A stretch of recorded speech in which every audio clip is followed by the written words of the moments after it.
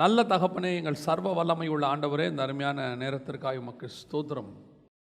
கடந்த வருடம் முழுவதும் உம்முடைய கிருபை, இரக்கம், தயவு எங்களோடு கூட இருந்ததுக்காய் நன்றி ஆண்டவரே. இந்த புது வருடத்தை காணும்படி கிருபை தந்தீங்க, கடந்து போக பண்ணியிருக்கிறீங்க. இந்த வருடத்தில் தேவனாகிய கர்த்தர் என்னென்ன காரியங்கள் எங்களுக்கு நியமிச்சிங்களோ எல்லாவற்றையும் நாங்கள் சுதந்திரத்துக் கொள்ளணும் ஆண்டவரே. எங்களுக்கு நியமித்தது எல்லாம் மேலானவைகள் ஆண்டவரே. எங்களுக்கு நியமித்தவைகள் எங்கள் கண்கள் காணவும் இல்லை, எங்கள் காதுகள் கேட்கவும் இல்லை. நாங்கள் பூமிக்குரியதான அநித்தியமான நாங்கள் காண்கிற ஆசீர்வாதங்களை விட எங்களுக்கு நியமித்த நாங்கள் காணாத நித்திய ஆசீர்வாதத்தை நாங்கள் விரும்புகிறோம் ஆண்டவரே. எங்களுடைய திட்டங்களை எங்களுக்கு வெளிப்படுத்தி கொடுங்க. இந்த வருடத்தில் நீர் எங்களை கொண்டு செய்ய போகிற காரியங்கள், எங்களுக்கு முன்பாக போய் நீர் செய்கிற காரியங்கள் எல்லாவற்றையும் நாங்கள் அறிந்து கொள்ள கர்த்தர் எங்களுக்கு கிருபை பாராட்டுங்க. மோசே ஜெபித்தது போல எங்களின் நாட்களை என்னும் அறிவை எங்களுக்கு தாரும் என்று சொல்லப்பட்டது போல எங்கள் நாட்களை என்னும் அறிவை எங்களுக்கு தாங்க ஆண்டவரே. மகிமையுள்ள கரத்தில் தாழ்த்துகிறோம். இடைவிடுவீராக, உங்களுடைய வார்த்தைகளை அனுப்புவீராக. எங்கள் ஆண்டவர் இயேசுவின் நாமத்தில் பிதாவே, அல்லேலூயா. கலாத்தியர் நிருபம் 3ஆம் அதிகாரம் 14வது வசனம். ஆபிரகாமுக்கு உண்டான ஆசீர்வாதம் கிறிஸ்து இயேசுவினால் புறஜாதிகளுக்கு வரும்படியாகவும், ஆவியை குறித்து சொல்லப்பட்ட வாக்கு தத்தத்தை நாம் விசுவாசத்திலே பெறும்படியாகவும் இப்படி ஆயிற்று அப்படின்னு இயேசு கிறிஸ்துவனுடைய மரணத்தை குறித்து, அதன் மூலமாய் வரக்கூடிய 2 முக்கியமான ஆசீர்வாதங்களை குறித்து இங்கே சொல்லப்படுது. ஒன்று, ஆபிரகாமுக்கு உண்டான ஆசீர்வாதம் கிறிஸ்து இயேசுவினால் புறஜாதிகளுக்கு வரும்படி. 2வது, பரிசுத்த ஆவியை குறித்து சொல்லப்பட்டதான வாக்கு தத்தம் நிறைவேறும்படி. பொதுவாக ஆசீர்வாதத்தை நாம் எல்லாருமே விரும்புகிறோம். ஆசீர்வாதத்தை விரும்பாதவங்க யாருமே இல்லை, நான் உட்பட. ஆசீர்வாதங்கிறது நல்ல வார்த்தை தான், அது கெட்ட வார்த்தைலாம் இல்லைல்ல. ஆனால் ஆசீர்வாதம் என்பது என்னங்கிறது தான் இப்போ இங்கே கேள்வியே. ஆசீர்வாதத்துக்கு நமக்கு நிறைய பேருக்கு இப்போ என்ன தெரியாது அப்படின்னா, சரியான டெஃபினிஷன் தெரியாது, சரியான அதற்கான விளக்கம் தெரியாது. ஆசீர்வாதம் என்பது என்ன? இன்றைக்கி பொறுத்த வரைக்கும் ஆசீர்வாதம் என்பது பூமியிலே நாம் மேன்மையாக இருப்பது, ஆசீர்வாதம் என்றால் வசதியாக இருப்பது, புகழோடு இருப்பது, இது எல்லாமே நமக்கு ஆசீர்வாதமாக சொல்லப்படுது. ஆனால் உண்மையான ஆசீர்வாதம் என்ன? வேதம் எதை குறித்து சொல்லுகிறது? இந்த மேன்மையானது, அதே உலகத்தில் நீங்கள் பணக்காரராக இருக்கிறது அப்படின்னா, தேவனுடைய ஜனங்களை விட புறஜாதியார் எப்படி இருக்கிறாங்க? பணக்காரராக இருக்காங்க. மேன்மையானது, புகழானது அப்படின்னு கேட்டிங்கன்னா, நம்மை விட எல்லா விதத்திலும் புறஜாதியார் எதில் இருக்கிறாங்க? புகழின் உச்சியில் இருக்காங்க. அது ஸ்போர்ட்ஸாக இருக்கட்டும், அல்லது எஜுகேஷனாக இருக்கட்டும், எது வேணால் இருக்கட்டும். நீங்கள் இந்த ஒரு புறஜாதியாருங்கிறத நீங்கள் உடனே கிறிஸ்டியன் இப்படி எடுத்துக்காதீங்க. நான் சொல்கிறது ஆவிக்குரியவர்கள், தேவனை உண்மையாய் தேடுகிறவர்களுக்கும் உண்மையாய் தேடாதவர்களுக்கும். இப்போது உலக பிரகாரமாக ஒரு ஆஸ்கார் அவார்டு வாங்கக்கூடிய மிகப்பெரிய டைரக்டர் இருக்கிறார். அவர் கிறிஸ்டியன் தான், பேரளவில் அவர் யார் தான்? கிறிஸ்டியன் தான். ஆனால் அதனால் அவர் என்ன செஞ்சிட முடியாது, நம்ம அவரை கிறிஸ்தவர் ஆக்கிட முடியாது. நம்ம தமிழ்நாட்டில் ஒரு கிறிஸ்தவ ஒருத்தர் நல்ல ஒரு கிறிஸ்தவர் ஒருத்தர் சினிமா பாட்டுக்கு நல்லா பாட்டு ஃபேமஸ் ஆகி இந்தியாவில் ஆஸ்கார் அவார்டு இல்லை ஏதாவது ஒன்று வாங்குறான்னு வச்சுக்கோங்களேன், கிறிஸ்தவராக இருந்து. நாம் இப்போ அவர் அதை என்ன செஞ்சிட முடியாது, கிறிஸ்தவர் நல்ல அவார்டு வாங்கி பெரிய ஆளாக இருக்கிறாருன்னு சொல்ல முடியாது. ஆவிக்குரிய விதத்தில் தான் நம்ம கணக்கு பார்க்கணும். உலக பிரகாரமாய் நான் சொல்கிறது என்பது, இந்த கிறிஸ்தவர்கள் அல்லாதவர்களை அல்ல, கிறிஸ்தவர்கள்லேயே தேவனோடு இருக்கிறவர்கள், தேவனோடு கூட இல்லாதவர்கள். அதுதான் நமக்கு ரொம்ப முக்கியம். அப்படி பார்த்தீங்கன்னு சொன்னால், தேவனோடு கூட இருக்கிறவர்களை பார்க்கிலும், ஆவிக்குரியவர்களை பார்க்கிலும், ஆவிக்குரியவர்கள் அல்லாதவர்கள் உலக பிரகாரமாய் பயங்கர ஆசீர்வாதமாக இருக்கிறாங்க, உலக பிரகாரமாய் பயங்கர புகழோடு இருக்கிறாங்க. நம்மளை விட அவங்க அதிக பணம் வச்சுருக்கிறாங்க, எல்லாம் இருக்குது. அப்போது எப்படி வாக்கு தத்தம் எப்படி நமக்கு நிறைவேறுது? நம்மளை பொறுத்த வரைக்கும் ஆசீர்வாதம்னா ஏதோ ஒரு வீடு வாசலோட நிம்மதியாக இருந்தால் போதும் அப்படின்னு நினைக்கிறோம். இதுவும் உண்மையிலே ஆசீர்வாதமானா, இதுலேயும் நம்மளை விட புறஜாதியார் எப்படி இருக்கிறாங்க? நல்லா தான் இருக்கிறாங்க. நாம் தான் அவங்க வீட்டில் வாடகைக்கு இருக்கிறோம், அவங்க நம்மக்கிட்ட வாடகைக்கு வாங்கிட்டு அவங்க நல்லா தான் இருக்கிறாங்க, நாம் தான் வாடகை வீட்டில் இருக்கிறோம்.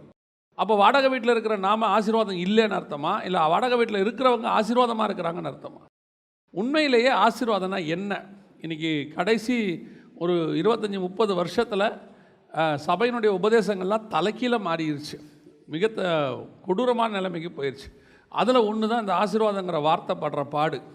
இன்னொன்று இந்த கிருபைங்கிற வார்த்தை ஒன்று இருக்குது, அது படுற பாடு. அது மாட்டிக்கிட்டு முழிக்குது. ஒரு பக்கம் கிருபை மாட்டிக்கிட்டு முழிக்குது, ஒரு பக்கம் ஆசீர்வாதம் மாட்டிக்கிட்டு முழிக்குது. இது ரெண்டுத்துக்கு நடுவில் நம்ம மாட்டிக்கிட்டு முழிக்கிறோம். ஒரு பக்கம் எது ஆசீர்வாதம், எது கிருபை, அது நமக்கும் தெரிய மாட்டேங்குது, சொல்கிறவங்களுக்கும் தெரிய மாட்டேங்குது. அவன் கொடுக்குற டெஃபினேஷன் எல்லாம் எங்கேயோ போயிருச்சு, ஒன்றும் சொல்லவே முடியாது. அப்போ உண்மையிலேயே எது ஆசீர்வாதம்னா கலாத்தியர்கள் 3ஆம் அதிகாரத்தில் ஆண்டவர் தெளிவாக சொல்லுகிறார் 14வது வசனத்தில், ஆபிரகாமுக்கு உண்டான ஆசீர்வாதம் கிறிஸ்து இயேசுவினால் புறஜாதிகளுக்கு வரும்படியாக. இப்போ ஆபிரகாமுக்கு எது ஆசீர்வாதம்? இப்போ அதை பார்க்கணுமே. உடனே இவங்க என்ன செஞ்சிருவாங்க, ஆபிரகாமுடைய ஆசீர்வாதத்தையும் உலக பிரகாரமாக கொண்டாந்துருவாங்க. உலக பிரகாரமாக கொண்டு வந்து பாருங்கள், ஆபிரகாமுக்கு ஆண்டவர் தேசத்தை தருவேன்னு சொன்னார், அது சொன்னார், இது சொன்னார். அப்போ ஆபிரகாமுடைய ஆசீர்வாதம் பூமி தாங்கக்கூடாததாக இருந்தது அப்படின்னு ஆண்டவர் அவனை உலக பிரகாரமான ஆசீர்வாதத்தை சொன்னார். அப்படி பார்த்தீங்கன்னு சொன்னால் ஆபிரகாமின் ஆசீர்வாதம் பூமி தாங்கக்கூடாததாக இருந்ததுன்னா ஏசாவுடைய ஆசீர்வாதம் அதை விட அதிகமாக இருக்குது. ஏசா என்ன பண்ணிட்டானா, யாக்கோபை விட்டு நான் தனியாக போகிறேன், நீ இங்கே இருந்துக்கோ, ஏன்னா எனக்கு இருக்கிற ஜனத்திரளால் என்ன செய்ய முடியல, அவன் போய் தனி நாடே உருவாக்கிட்டான், சேயீர் தேசத்தையே எடுத்துக்கிட்டான். அப்படி பார்த்தா அவன் ஆசீர்வாதம் இன்னும் உச்சத்தில் இருக்குது. அப்படின்னா நம்ம எதுதான் உண்மையிலே ஆசீர்வாதம், எது கர்த்தர் ஆபிரகாமுக்கு வாக்குத்தத்தம் பண்ணினது அப்படிங்கிறது தான் நமக்கு கேள்வி. அதை சுதந்திரிக்கும்படி தான் கர்த்தர் உங்களை என்னையும் வேறு பிரித்து கொண்டாந்துருக்கிறார். ஆபிரகாமை கர்த்தர் உலக பிரகாரமாக ஆசீர்வதிக்கணும்னா அதுக்கு கானானில் வச்சு தான் ஆசீர்வதிக்கணும்னு அவசியம் இல்லை. பாபிலோனில் வச்சே கர்த்தர் அவனை ஆசீர்வதிச்சிருக்கலாம். மெசொப்பொத்தாமியா தேசத்தில் என்ன பண்ணியிருக்கலாம், அங்கே வச்சு அவனை ஆசீர்வதிச்சிருக்கலாம். எதுக்கு ஈராக்லேருந்து இஸ்ரவேலுக்கு கூட்டிகிட்டு வராரு? இஸ்ரவேலுக்கு வருவது என்பது தான் ஆவிக்குரிய அர்த்தம். அவனை அங்கே வச்சு ஆசீர்வதிச்சா அது உலக ஆசீர்வாதம். அவனை இஸ்ரவேலுக்கு கூட்டிகிட்டு வரணும். இஸ்ரவேலுக்குள்ளே வச்சு ஆசீர்வதிப்பது என்பது தான் தேவனுடைய மகா பெரிய திட்டம்.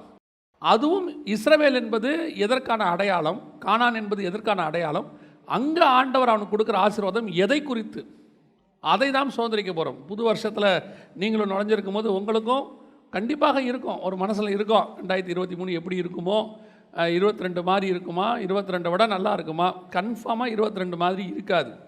22 21 மாதிரி இல்லை, 21 20 மாதிரி இல்லை, பழசு மாதிரி இன்னொன்று இருக்கவே. அது நியூ எக்ஸ்பீரியன்ஸ் தான், ஒவ்வொன்றும் புதுசு புதுசாக தான் இருக்குது. 23 22 மாதிரி இருக்காது, இது கொஞ்சம் வேறு மாதிரி தான் இருக்கும். 23 மாதிரி 24 இருக்காது, அது வேறு மாதிரி இருக்கும். நமக்கு எதுக்கு அது எப்படி இருக்குதுன்ற கவலை, அது இருந்துட்டு போட்டோம், அது பாட்டுன்னு ஒரு பக்கம் இருக்கும். நம்ம கொரோனாவே கிராஸ் பண்ணி நல்லபடியாக சேர்ந்துட்டோம் இல்லையா? அப்போ நீங்கள் சந்தோஷப்படணும். ஆமே, இதை விட மோசம் வரும், அதையும் கிராஸ் பண்ணுவோம் இல்லையா? செங்கடலே வந்தாலும் கிராஸ் பண்ணுறோம். நமக்கு முன்னாடி ஒருத்தர் போயிட்டு இருக்கிறார், அவர் நம்மை கிராஸ் பண்ண வைப்பார். இவ்வளோத்துக்கும் நடுவுலையே கிராஸ் பண்ணிருச்சு. அதனால் யார் இருக்கணும் யார் இருக்கக்கூடாதுங்கிறதுலாம் கர்த்தர் கரத்தில் இருக்குது. நம்ம அதை பற்றிலாம் கவலைப்பட வேண்டாம். நமக்கு முன்பாக நியமிக்கப்பட்ட பட்டணத்துக்கு நேராக போய் அதை பிடிக்கணும், அவ்வளோதான். எரிகோ விழுமா விழாதா அந்த கவலைலாம் நமக்கு வேணாம். நம்ம சுற்றிக்கிட்டே இருப்போம், ஒரு நாள் விழும், நாம் ஏறி போய் பிடிக்க போகிறோம். அப்போ ஆபிரகாமுக்கு கர்த்தர் சொன்ன ஆசீர்வாதம் என்ன, எதை பற்றி ஆண்டவர் பேசுகிறார்? வாசிங்க, கலாத்தியர்கள் 3ஆம் அதிகாரம் 16ஆம் வசனத்தில், ஆபிரகாமுக்கு உண்டான ஆசீர்வாதம் கிறிஸ்து இயேசுவினால் புறஜாதிகளுக்கு வரும்படியாக இப்படி ஆயிற்று அப்படின்னு இருக்கு. இந்த ஆபிரகாமுடைய ஆசீர்வாதம் புறஜாதிகளுக்கு அப்படின்னு வரும்போது, இந்த ஆபிரகாமின் சந்ததி எது, புறஜாதி எது அப்படிங்கிறத கொஞ்சம் நம்ம ஃபஸ்ட்டு புரிஞ்சிடணும். வேதாகமத்தில் சொன்னதை நான் உங்களுக்கு சொல்கிறேன், ஃபஸ்ட்டு புரிஞ்சிடணும்.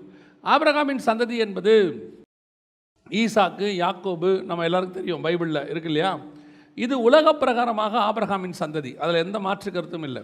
ஆனால் உண்மையிலேயே சொல்லணும்னா ஆபிரகாமுக்கு ஆவிக்குரிய விதத்தில் அவனுடைய சந்ததியாக இருக்கிறது யாருன்னு கேட்டிங்கன்னா புறஜாதியார் தான் அவனுடைய சந்ததியாக இருக்கிறார்கள். நான் சொல்கிறது உங்களுக்கு புரியுதா? வாசிங்க, கலாத்தியர்கள் நிருபம் 4ஆம் அதிகாரம் 22 முதல் 26 வரை வாசிங்க. ஆபிரகாமுக்கு 2 குமாரர் இருந்தார்கள் என்று எழுதியிருக்கிறது. ஒருவன் அடிமையானவளிடத்தில் பிறந்தவன், ஒருவன் சுயாதீனம் உள்ளவளிடத்தில் பிறந்தவன். அடிமையானவளிடத்தில் பிறந்தவன் மாம்சத்தின்படி பிறந்தான், சுயாதீனம் உள்ளவளிடத்தில் பிறந்தவன் வாக்குத்தத்தத்தின்படி பிறந்தான். இவைகள் ஞான அர்த்தமுள்ளவைகள். அந்த ஸ்திரீகள் 2 ஏற்பாடுகளாம். ஒன்று சீனாய் மலையில் உண்டான ஏற்பாடு, அது அடிமைத்தனத்திற்குள்ளாக பிள்ளை பெறுகிறது, அது ஆகார் என்பவள்தானே. ஆகார் என்பது அரபி தேசத்தில் உள்ள சீனாய் மலை. அந்த ஆகார் இப்பொழுது இருக்கிற எருசலேமுக்கு சரி. இவள் தன் பிள்ளைகளோடே கூட அடிமைப்பட்டிருக்கிறாளே. இப்பொழுது இருக்கிற எருசலேம், அதாவது இஸ்ரவேல் தேசத்தில் இருக்கிற எருசலேமுக்கு ஞானார்த்தமாய் சொல்கிறார் அவர். இப்போ இருக்கிற இஸ்ரவேலர்கள், இன்னைக்கு இருக்கிற யூதர்கள், ஆவிக்குரியபடி நீங்கள் தியானிச்சிங்கன்னா அவங்க ஆகாருடைய சந்ததி இஸ்மவேலுக்கு ஈக்குவல் ஆனவங்க அப்படின்னு எழுதுறார். தொடர்ந்து வாசிங்க. மேலான எருசலேமோ சுயாதீனம் உள்ளவள், அவளே நம் எல்லாருக்கும் தாயானவள். அப்போ நல்லா கவனிச்சுக்கொள்ளுங்க, அவர் எப்படி எழுதுறாரு இந்த விஷயத்தை அப்படின்னா, இந்த நியாயப்பிரமாணம், இஸ்ரவேலர்கள், யூதர்கள், விருத்த சேதனம், இப்போ சொல்லக்கூடியதான இது அத்தனையும், பழைய ஏற்பாட்டில் சொல்லப்பட்டிருக்கிற அத்தனையும் அவர் நியாயப்பிரமாணத்தை அப்படியே ஆகார் இஸ்மவேலுக்கு கொண்டு போயிட்டார். அவங்க புறஜாதியார்னு சொல்லிட்டார். யார்? இப்போ இருக்க இஸ்ரவேலர்களை. நம்மளை புறஜாதின்னு சொன்னால் சந்தோஷமாக ஏற்றுக்கொள்கிறாங்க. ஒரு வேத பண்டிட்டோட பேசிக்கிட்டு இருக்கும்போது அவர் சொன்னார், என்ன இருந்தாலும் யூதன் தான் தம்பின்னாரு. நான் யூதனை வேறு எதுவுமே சொல்லலை. பவுல் தான் சொல்கிறாரு, யூதனை புறஜாதிக்கு ஈக்குவலாக சொல்கிறாரு. ஆனால் நம்மை ஆவிக்குரிய இஸ்ரவேலாக சொல்லுகிறார். நம்மளை அந்த இடத்துக்கு கொண்டாந்துட்டார், அவங்கள பின்னாடி தள்ளிட்டார். இது உண்மையும் கூட. ஒரு இடத்துல ஆவிக்குரிய விதத்தில் அவர்கள் அதை தவற விட்டு விட்டார்கள் இஸ்ரவேலர்கள். அதுதான் ஆபிரகாமுக்கு உண்டான ஆசீர்வாதம் யாருக்கிட்ட வந்துருச்சு? புறஜாதி நம்மகிட்ட வந்துருச்சு. ஆபிரகாமுடைய சந்ததியாக இருந்த ஈசாக்குக்கும் யாக்கோபுக்கும் போக வேண்டியதான ஆசீர்வாதமானது அவர்கள் தவற விட்டு விட்டபடியினாலே புறஜாதியராகிய உங்களுக்கும் எனக்கும் அந்த மேலான ஆசீர்வாதம் கிடைச்சிருச்சு.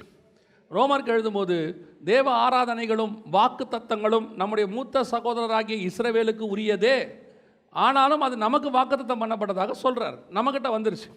அப்போ எதனால் அவங்க அதை இழந்தாங்க அப்படின்னு பார்த்தீங்கன்னா, ஆதியாகமத்தில் ஆபிரகாமுடைய காரியத்தை நீங்கள் படிக்கணும்னா 2 பகுதியாக பிரிக்கணும்.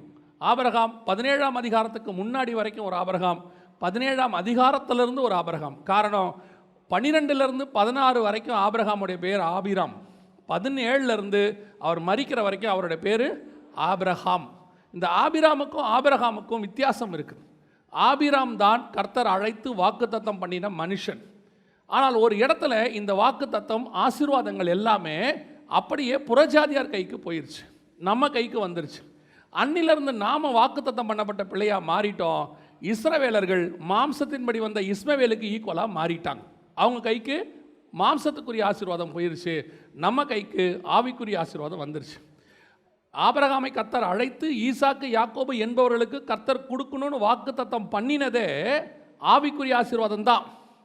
அதனால தான் இந்த இடத்துல அவர் தெளிவாக எழுதுறாரு. கலாத்தியர் 3:14 நம்ம வாசிக்கும் போது, ஆபிரகாமுக்கு உண்டான ஆசீர்வாதம் கிறிஸ்து இயேசுவின் மூலமாய் புறஜாதிகளுக்கு வரும்படியாகவும் பரிசுத்த ஆவியை குறித்து சொல்லப்பட்ட வாக்கு தத்தம், அதுவும் அவங்களுக்குள்ளது தான். பரிசுத்த ஆவி என்பது அவங்களுக்காக சொல்லப்பட்டது தான்.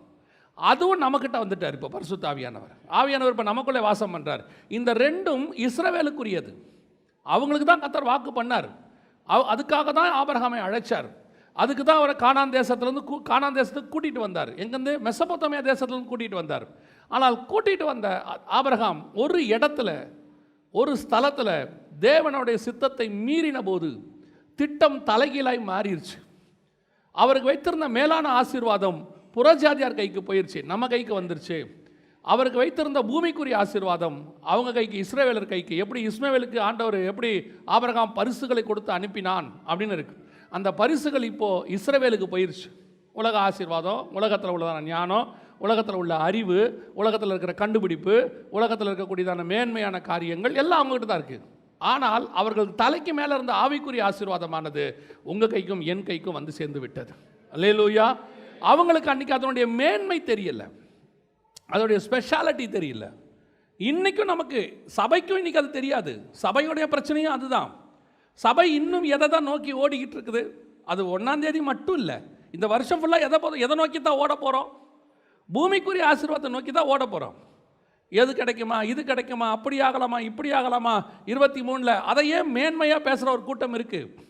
அதுக்காக பிரசங்கம் பண்ணுறவங்க இருக்காங்க, அந்த பிரசங்கத்தை விரும்புகிறவனும் இருக்கிறாங்க. அதுதான் ஞானம்னு சொல்கிறவங்க இருக்காங்க, மோட்டிவேஷ்னல் ஸ்பீச்சுன்னு சொல்கிறாங்க. இது உண்மையை சொல்கிறவங்கள எதுக்கு இப்படி தேவையில்லாமல் பேசி ஜனங்களை வருத்தப்படுத்தணும்? உண்மை சொல்வது எப்படி வருத்தமாகும்? உண்மை தான், அது வருத்தம் அதெல்லாம் கிடையாது. அது ஏற்றுக்கொள்ள வேண்டியது நிஜம், அவ்வளோதான். ஃபேக்ட் என்னவோ அதை சொல்லும் போது அது கஷ்டமாக இருக்கும், சில நேரத்தில் சந்தோஷமாக இருக்கும், எப்படி வேணாலும் இருக்கும். ஆனால் பொய் சொல்லும் போது கேட்கறதுக்கு சந்தோஷமாக தான் இருக்கும். அதுக்காக பொய் சொல்லிக்கிட்டே இருக்க முடியாது. இப்போ உங்களுக்கு எனக்கும் ஆபிரகாமுக்கு உண்டான ஆசீர்வாதம் எப்படி புறஜாதிகளுக்கு வந்துச்சு, என்ன ஆசீர்வாதம் வந்துச்சு, அதான் ரொம்ப முக்கியம். வாசிங்க 12ஆம் அதிகாரம் ஆதியாகமத்தின் புஸ்தகம் 1-2 வசனங்களை வாசிங்க. கர்த்தர் ஆபிராமை நோக்கி, நீ உன் தேசத்தையும் உன் இனத்தையும் உன் தகப்பனுடைய வீட்டையும் விட்டு புறப்பட்டு நான் உனக்கு காண்பிக்கும் தேசத்துக்கு போ. நான் உன்னை பெரிய ஜாதியாக்கி உன்னை ஆசீர்வதித்து உன் பேரை பெருமைப்படுத்துவேன். நீ ஆசீர்வாதமாய் இருப்பாய். உன்னை ஆசீர்வதிக்கிறவர்களை ஆசீர்வதிப்பேன், உன்னை சபிக்கிறவனை சபிப்பேன். பூமியில் உள்ள வம்சங்கள் எல்லாம் உனக்குள் ஆசீர்வதிக்கப்படும் என்றார். இந்த ஆசீர்வாதத்தை இது எப்படி எடுத்துக்கணும்? இந்த ஆசீர்வாதத்தை எப்படி எடுத்துக்கணும்? நான் உன்னை பெரிய ஜாதியாக்கி, பெரிய ஜாதி, ஆபிரகாமை பெரிய ஜாதியாக்குவேன் கர்த்தர் சொன்னால், பூமியில் இருக்கிறவங்கள பார்த்தீங்கன்னா இப்போ உடனே நம்மால் என்ன சொல்லிடுவாங்க? ஆபிரகாமை பெரிய ஜாதினா பாருங்கள், ஆபிரகாம் வழியாக தான் ஈசாக்கு, ஈசாக்குலேருந்து 12 கோத்திரம், அவங்க ஒரு ஜாதி. ஆபிரகாம் வழியாக தான் இஸ்மவேலு, அவங்க ஒரு பெரிய ஜாதி. ஆபிரகாம் வழியாக கேத்தூரால் சந்ததி, அது ஒரு பெரிய ஜாதி. இந்த ஜாதியை உருவாக்க கர்த்தர் கூப்பிட்டு வந்தாரா? இப்படி பூமியை வந்து ஜனங்களால் நிரப்புறதுக்கு தான் ஆபிரகாமை கூட்டிகிட்டு வந்தாரா? வசனம் தெளிவாக சொல்லுது. வாசிங்க, கலாத்தியருக்கு 3ஆம் அதிகாரம் 16வது வசனம் வாசிங்க. ஆபிரகாமுக்கும் அவனுடைய சந்ததிக்கும் வாக்குத்தத்தங்கள் பண்ணப்பட்டன, சந்ததிகளுக்கு என்று அநேகரை குறித்து சொல்லாமல் உன் சந்ததிக்கு என்று ஒருவரை குறித்து சொல்லியிருக்கிறார். அந்த சந்ததி கிறிஸ்துவே. அப்போ ஆபிரகாமுக்கு கூப்பிட்டு உன் சந்ததியை பெரிய ஜாதியாக்கி, உன்னை பெரிய ஜாதியாக்கி உன்னை ஆசீர்வதித்து உன் பேரை பெருமைப்படுத்துவேன், நீ உன்னை ஆசீர்வதிக்கிறவளை ஆசீர்வதிப்பேன், பூமியில் உள்ள வம்சங்கள் எல்லாம் உனக்குள் ஆசீர்வதிக்கப்பட்டிருக்கும்னு கர்த்தர் சொன்ன சந்ததி யாருன்னா இஸ்மவேலு, ஈசாக்கு, கேத்தூராள், இப்படி நிறைய பேர் இல்லை. அப்படி இல்லை. இன்றைக்கி இருக்கிற நம்ம ஆளுங்களே அப்படி தான் பேசுகிறாங்க. பாருங்கள், எதை எடுத்தாலும் பாருங்கள், ஆபிரகாம் தாங்க ஸ்டார்டிங்கு, ஆபிரகாம்ல தான் இன்றைக்கி எல்லாம் நிரப்பப்பட்டிருக்கு. ஆபிரகாமால் நிறைய பேர் வந்திருக்கலாம், அது எப்படி சரியாகும்? கர்த்தர் கூப்பிட்டது ஒரு சந்ததிக்கு தான், அவனை அழைச்சது ஒரே சந்ததி தான். அப்படி தான் கர்த்தர் கூப்பிட்டு ஈசாக்கு வழியாக யாக்கோபு, யாக்கோபு வழியாக யோசேப்பு, யோசேப்பின் வழியாக மனாசேவும் எப்ராயிம், இப்படி சந்ததி போயிருக்கணும் நியாயமாக. நடுவில் இவர் ஆகாரு, கேத்தூராள் எல்லாம் போன உடனே இப்போ கர்த்தர் என்ன செய்கிறாரு? தனக்கென்று ஒரு சந்ததியை செலக்ட் பண்ணுறார், ஒரு சந்ததியை செலக்ட் பண்ணுறாரு.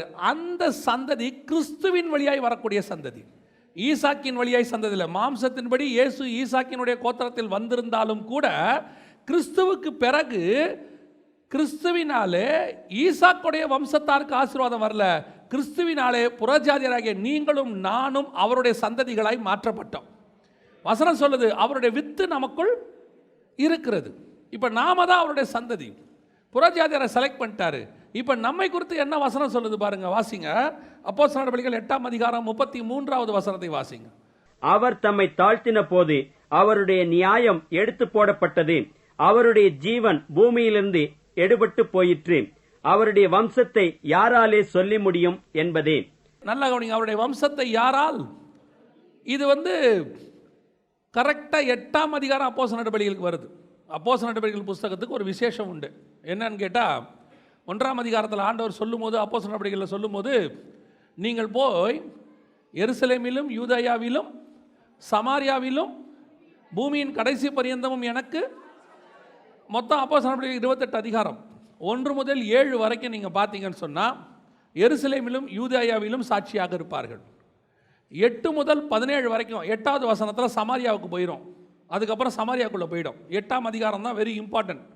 எருசலேமிலும் யூதேயாவில் இருந்த சுவிசேஷம் ஆசீர்வாதம் எங்கே போயிருச்சு? சமாரியாவுக்கு போயிடும். 8ஆம் அதிகாரம் 3ஆம் வசனத்தில் பார்த்தீங்கன்னா, சிதறி போனவர்கள் சமாரியாவிலிருந்து எல்லாம் நடக்கும்னு வசனம் சொல்லும். 17ஆம் வசனம் வரைக்கும் சமாரியாவில் இருக்கும். கரெக்டாக 18ஆம் அதிகாரத்திலிருந்து பவுல் சொல்வார், நான் புறஜாதிக்கிட்ட போயிடுவார். அதுக்கப்புறம் புறஜாதியிலிருந்து 28ஆம் அதிகாரம் 19ஆம் அதிகாரத்துலேருந்து 28ஆம் அதிகாரம் வரைக்கும், கரெக்டாக 19லேருந்து 28 வரைக்கும் புறஜாதிக்கிட்டு போயிடும், உலகத்துக்கு போயிடும். கரெக்டாக அந்த ஒரு வசனம் 3 பகுதியில் நிறைவேறிடும். இப்போ இந்த வசனம் எந்த பகுதியில் வருதுன்னு கேட்டிங்கன்னா, சமாரியாவில் புறஜாதியாருக்கு போகிற இடத்துக்கு வருது. யார் சொல்கிறது? காந்தாக மந்திரி சொல்கிறார். இந்த வசனம் யார் வாசிக்கிறது? காந்தாக மந்திரி வாசிக்கிறார். எதை பற்றி சொல்லப்பட்டிருக்கு? ஏசாயா தீர்க்க தரிசன புஸ்தகம் 53ஆம் அதிகாரத்தில் சொல்லப்பட்டதான தீர்க்க தரிசன நிறைவேறுதல். ஏசாயா 53:8 இந்த தீர்க்க தரிசனம் இருக்குது. இதை வாசிச்சுட்டு அவர் கேட்குறாரு, யாரை குறித்து தீர்க்கதரிசி இப்படி சொல்லுகிறார்? எவ்வளோ தெளிவாக கேள்வி இருக்குது பாருங்கள். இப்போ இது யாரை பற்றி சொல்லியிருக்கிறாரு? அவருக்கு ஏசாயா தீர்க்கதரிசின்னு தெரியுது, இயேசு கிறிஸ்துவ தெரியல. இப்போ எல்லாம் சொல்கிறாரு. அதுக்கப்புறம் யாரை குறித்து சொல்லியிருக்கிறாருன்னு சொல்லிட்டு அதுக்கப்புறம் அடுத்து அவர் ஞானஸ்தானத்துக்குள்ளே போயிடுறாங்க. நல்ல கவனிங். இந்த சந்ததி யாரு? அவர் வம்சத்தை யாரால் எண்ண முடியும் அப்படின்னு கேட்டிங்கன்னா, வெளிப்படுத்தின விசேஷத்தில் இஸ்ரவேல் சந்ததியை எண்ண முடியுது. இஸ்ரவேல் சந்ததியை எண்ண முடியுது. 7ஆம் அதிகாரம் வெளிப்படுத்தின விசேஷம் 1 முதல் 8 வசனத்தில் வாசித்து பார்த்தீங்கன்னு சொன்னால், எத்தனை ஆயிரம் பேர் இஸ்ரவேலர்கள் மீந்திருந்தார்கள்னு வசனம் சொல்லுது. அங்கே வசனம் தெளிவாக சொல்லப்பட்டிருக்கு. எத்தனை ஆயிரம் பேர் இஸ்ரவேலிலே மீந்திருந்தார்கள். யூதா கோத்திரத்தில் 12,000 அப்படி தானே இருக்குது. ஒவ்வொரு கோத்திரத்திலும் 12,000 மொத்தம் 1,44,000 பேர் இருக்கு. சரியாக புதிய எருசலேமுடைய அகலத்தை நீங்கள் பார்த்தீங்கன்னு சொன்னால் அதே கணக்கில் வந்து நிற்கும். ஸோ இஸ்ரவேல் கோத்திரத்தை கடைசி நாட்களில் வருகை வரும்போது எண்ணி முடியுது. எண்ண முடியுது. எவ்வளோ இருக்குது? 1,44,000 பேர் கணக்கு இருக்கு தெளிவா.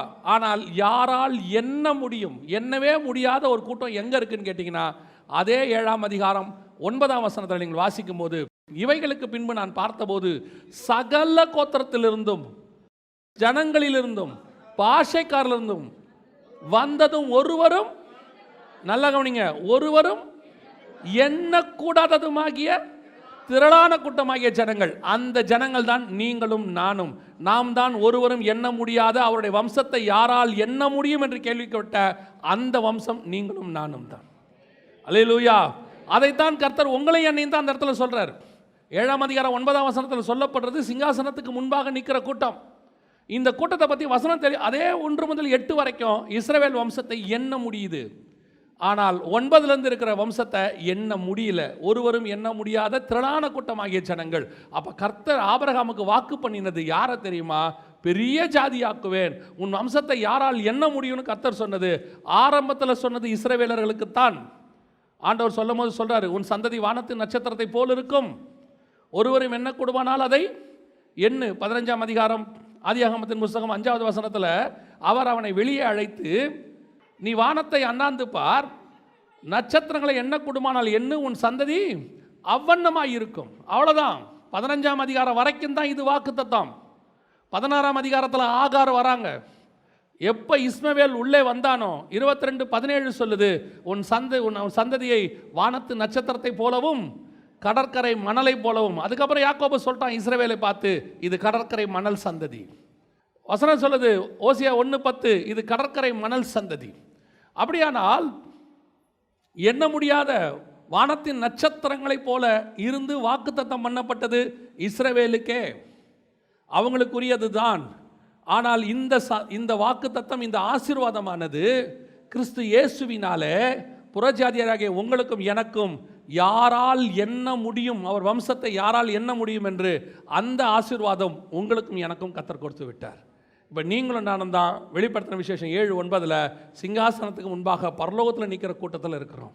இதுதான் ஆபிரகாமுக்கு கர்த்தர் கொடுத்த ஆசீர்வாதம். இன்றைக்கும் எது ஆசீர்வாதம்? இன்றைக்கும் எது ஆசீர்வாதம்? உலக பிரகாரமாக பிள்ளை பிறந்து ஆசீர்வாதமாக இருக்குது. ஒரு பிள்ளை இல்லாதது எப்படிங்க? பிள்ளை இல்லைன்னா அது ஆசீர்வாதமே கிடையாதுங்க. ஒரு வீடு ஃபுல்ஃபில்மெண்ட்டுனா பிள்ளை இருக்கணும், பிள்ளை இல்லாட்டி அப்படின்னு வரும். ஆனால் அதே கலாத்தியருக்கு 4ஆம் அதிகாரத்தில் எழுதும்போது 27வது வசனம் வாசிங்க. அந்தபடி பிள்ளை பெறாத மலடியே மகிழ்ந்திரு, கர்ப்பவேதனை படாதவளே களிப்பா. இது என்னங்க புதுசாக இருக்கு? இது என்ன புதுசாக இருக்கு? பிள்ளை பெறாத மலடியே மகிழ்ந்து களி கூறு. இன்னைக்கும் சபையில் பிள்ளை பெறாவிட்டால் அது ஆசீர்வாதம் இல்லை. கர்த்தர் ஏன் கொடுக்கல, ஏன் கொடுக்குறாருங்கிறது விஷயம் வேற. கர்த்தர் இன்னைக்கு புதிய ஏற்பாட்டை பொறுத்த வரைக்கும் பிள்ளை பெறுதல் என்பது ஆசீர்வாதம் இல்லை, சாபமும் இல்லை. உடனே அவர் ஆசீர்வாதம் இல்லை சாபம்னு சொல்லிட்டாருன்னு சொல்லிடாதீங்க. பூமிக்குரிய ஆசீர்வாதம் இருக்கு. 16 பெற்று பெருவாழ்வாங்க, அதில் பிள்ளை செல்வமும் ஒன்று. நம்மால் 16 பிள்ளை நினச்சிக்கிட்டான், அப்படி நினச்சவனும் இருக்கான். ஒரு 20-30 வருஷத்துக்கு முன்னாடி 16 பிள்ளை நினச்சிட்டான், அப்படி நினச்சவங்களும் இருக்காங்க. 16 செல்வம்ன்றாங்க, அப்படி நினச்சவங்களும் இருக்கிறாங்க. ஆனால் எப்போ நீ கிறிஸ்து இயேசுவின் வம்சத்துக்குள்ளே வந்துட்டியோ, இப்போ நீங்களும் நானும் எப்படி கிறிஸ்துவுக்கு மாம்சத்தின்படி பிள்ளைகள் இல்லை, கிறிஸ்துவின் வித்து நமக்குள்ளே இருக்குதுன்னா கிறிஸ்துவனுடைய மாம்ச வித்து அல்ல, கிறிஸ்துவனுடைய ஆவிக்குரிய வித்து நமக்குள்ளே இருக்கிறது. அப்போ நீங்களும் நானும் அவருக்கு ஆவிக்குரிய பிள்ளைகள் ஆனா மாதிரி புதிய ஏற்பாட்டிலும் கர்த்தர் உங்களுக்கு எனக்கு நிறைய ஆவிக்குரிய பிள்ளைகளை வச்சிருக்கிறார். நீங்களும் நானும் ஆவிக்குரிய பிள்ளைகளை பெற்றெடுக்க முடியும். நீங்கள் சுவிசேஷம் சொல்லி ஏற்றுக்கொள்கிற ஒவ்வொரு பிள்ளையும் உன் ஆவிக்குரிய பிள்ளை தான். கர்த்தர் உன்னை ஆவிக்குரிய தகப்பனாக வச்சிருக்கிறார். எவ்வளோ பெரிய ஆசீர்வாதம் பாருங்கள். மாம்ச பிரகாரமாக பிறக்கிற பிள்ளையை நீங்கள் பிறந்துட்டா கடைசி காலத்தில் பிள்ளை பிறந்த அத்தனை பேருக்கும் இருக்கிற எல்லாருக்கும் ஒரு கவலை. யாரை வேணால் பாருங்கள், வந்து பண்ணுற ஜப குறிப்பில் ஒரு ஜப குறிப்பு, பிள்ளைங்க ரட்சிக்கப்படணும்னு கொஞ்சம் ஜெபம் பண்ணுங்கள். பிள்ளைங்க ஆண்டவர் விட்டு தூரமாக இருக்கிறாங்க, எல்லாரும் ஆண்டவருக்குள்ளே வரணும்னு ஜெபம் பண்ணுங்கள். ஆண்டவருக்குள்ளே இருக்கிறவங்களும் இருக்கிறாங்க, நான் சொல்கிறது ஆவிக்குரியவங்கள சொல்கிறேன். ஆனால் நீங்கள் பெறும்போதே ஆவிக்குரிய பிள்ளையாக பெற்றுட்டீங்கன்னு வச்சுக்கோங்க. நான் மாம்சத்தில் சொல்கிறேன், ஆவியில் சொல்கிறேன். சுவிசேஷம் சொல்லி உன் பிள்ளை பிறக்கும் போதே ஆவிக்குரிய பிள்ளையாக கிறிஸ்துவுக்குள்ளே பிறந்துடும். உனக்கு கவலையே இருக்காது. அதை காட்டிலும் பிள்ளை பெறாத மலடியே என்ன மகிழ்ந்து களி கூறு தெரியுமா? ஒரு ஆத்மா ரட்சிக்கப்பட்ட உடனே ஒரு பிள்ளையை நான் கிறிஸ்துவுக்கு என்று பரலோகத்துக்கு பெற்று எடுத்துட்டேன், என் பிள்ளை பரலோகத்துக்கு போக போகுது. பிறக்கும் போதே பரலோகத்துக்கு ஒரு பிள்ளை. இப்போ நம்ம ஆவிக்குரிய மாம்சத்தில் பிள்ளை பிறக்கும் போது பிறந்து அது ரட்சிக்கப்பட்டு ஞானஸ்தானம் எடுத்து கடைசி வரைக்கும் கிறிஸ்துவுக்குள்ளே நிற்கணுமே, வர வரைக்கும். அதுவே நமக்கு ஒரு பெரிய பேர்டனாக மாறிடுது, பெரிய பேர்டன். மாம்சத்தில் பிறந்ததுனால நமக்கு அந்த பிள்ளைகள் மேலே கண்டிப்பாக என்ன இருக்குது? ஒரு அன்பு இருக்குது. அது இல்லாமல் மாற்றவே முடியாது. நம்ம ஜப குறிப்பில் அது ஒன்று இருக்குது, என் பிள்ளைங்க ரட்சிக்கப்படணும், என் பிள்ளைங்க கடைசி வரைக்கும் ஆண்டவருக்குள்ளே நிற்கணும். அது ஒரு ஓரமாக இருக்குது. இதுதான் நம்முடைய ஃபைனல் டெஸ்டினேஷன். கடைசியாக நம்முடைய ஆசை என்ன? நம்ம பிள்ளைங்க ரட்சிக்கப்பட்டு கர்த்தருக்குள்ளே வரணும். ஆனால் ஆவிக்குரிய பிள்ளையை பெற்றெடுக்கும் போது பிறக்கும் போதே உன்னுடைய ஆசீர்வாதம் எங்கே ஆரம்பிக்குதுன்னா, மாம்ச பிள்ளைக்கு எது முடிவோ அதுதான் ஆவிக்குரிய பிள்ளைக்கு ஆரம்பமே. மாம்ச பிள்ளை ரட்சிக்கப்படணுங்கிறது நம்முடைய முடிவு. ஆனால் ஆவிக்குரிய பிள்ளை பிறக்கும் போதே ஆவியில் பிறக்குது. அதனுடைய ஸ்டார்டிங் அப்படி ஆகிடுது. அதுக்கப்புறம் அந்த பிள்ளை ஊழியக்காரனானா அது இன்னொரு ஆசீர்வாதம். அவனுக்கு வல்லமையுள்ள ஊழியக்காரன் ஆகிட்டானா நமக்கே ஒரு பெரிய சந்தோஷம். நம்மளே அவன் சொல்கிறானா இல்லையோ நம்ம சொல்லிப்போம். என்ன சொல்லுவோம் தெரியுமா? அவர் இருக்கிறாரு, நான் சுவிசேஷம் சொல்லி ரட்சிக்கப்பட்டவர் தான். அதில் நமக்கு ஒரு பெரிய சந்தோஷம்.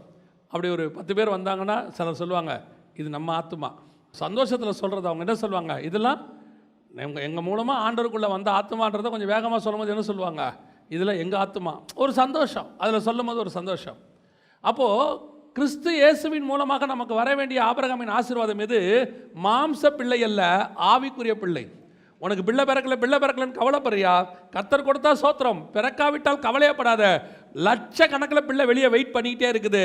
எத்தனை பிள்ளையை வேணால் நீ பெற்றெடுத்து கொள்ளலாம். கவர்மெண்ட் தடுக்கவே தடுக்காது. உலக கவர்மெண்ட் 2க்கு மேலே வேணாங்கிறது, நம்ம கவர்மெண்ட் நீ கொடுத்துக்கிட்டே இருக்குது. எவ்வளோ பிள்ளை பெற்றெடுக்கணுமோ பெற்றெடுத்துக்கிட்டே இருக்குது.